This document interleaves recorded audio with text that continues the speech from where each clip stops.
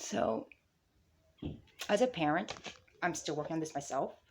And today he had a 30-minute lesson session with his speech therapist on Zoom. And the backstory is he was being defiant. He wasn't really listening. He didn't want to do his lesson. And I yelled at him a couple times. The teacher knows I was yelling. Oh my God, I was yelling. And now he's banging doors. Hold on. And he knows the fact that there are such things as consequences, and every parent will instill consequences in their children. And today it was one of those days where I had to instill a consequence on him for not doing his 30-minute lesson, and it was not very productive, and I was losing my cool. And I got rid of his swimming lessons today, which is going to now be scheduled tomorrow, and I'm paying $100 for it tomorrow. And I not doing any tablets or anything like that. He's right now in his bedroom in timeout.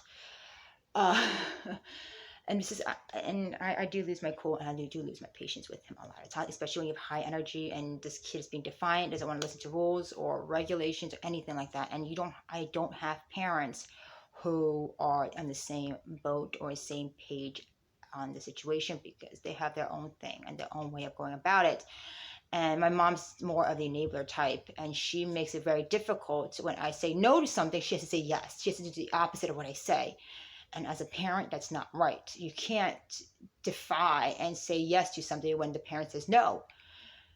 It's not right. And I have dealt with emotionally immature parents. I have dealt with an emotionally immature mother who makes life much more of a hellish, because they are not grown up in a mature sense. They have a mentality of a child, expecting everybody else to take care of things for them. They may act mature on the outside, but emotionally they are regulating as a toddler most of the time.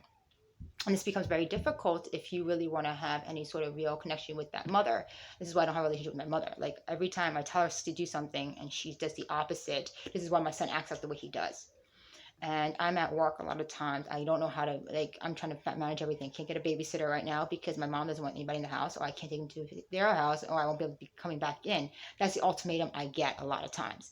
This is why I have a really frustrating situation where I can't seem to get my own needs met and be able to manage my life effectively, because I don't have help and support that is necessary to move and progress and down the road.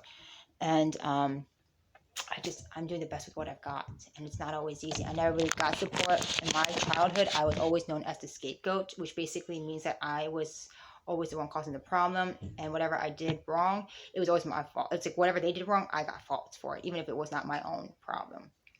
And this is something that I had to really take a good look at within my own core and really present this out for what it is, and really change things around for myself, and really fight for things that I actually need in life.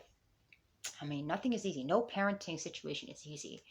But this is why my backstory is, I know I'm being off tangent, but my situation is like, you don't get everything that you want in life. If you want to be defiant, fine, be defiant. But you're not going to have you do this constantly. I took away swimming lessons. Something you like, that's what you get. You don't do things that your teacher wants you to do, that's what you get. You got to understand the consequences of your actions.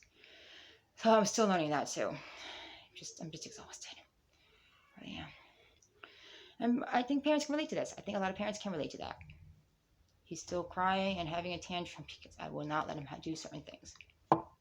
Oh well, that's life. Wrong in this? Maybe not, but I just know that this can't keep on continuing. He's going to kindergarten next year, and some of these patterns of behavior needs to stop.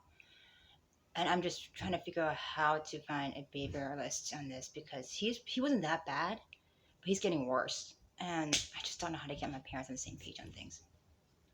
I really don't. And if there's any suggestions anybody has, leave a comments below, because I am a struggling parent myself, and disciplining kids and everything else is still new to me. So whatever works, let me know.